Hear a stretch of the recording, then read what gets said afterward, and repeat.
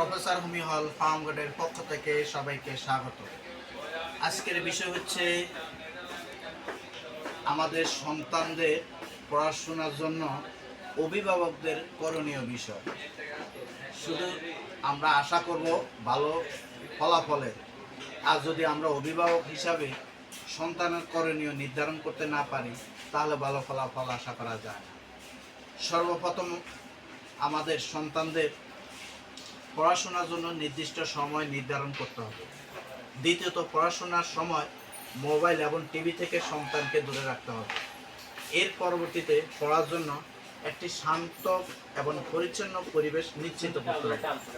সন্তানের সাথে পিতা মাতা বন্ধুর মতো সম্পর্ক রাখতে হবে এবং তার কথাগুলো মনোযোগ সহকারে শুনতে হবে।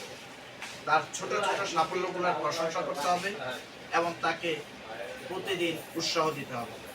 তার দুর্বলতাকে নয়, উন্নতির সুযোগগুলোকে গুরুত্ব দিতে হবে এবং তার মনোযোগ কি পড়াশোনার মধ্যে আছে কিনা মা বাবাকে গুরুত্ব সহকারে দেখতে হবে।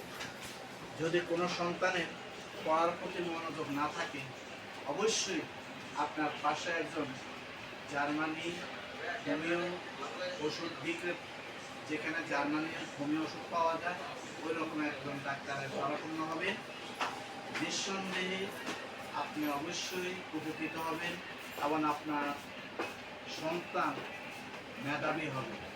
আমাদের হোমিও চিকিৎসা মেধা বিকাশের জন্য অনেকগুলো ওষুধ আছে।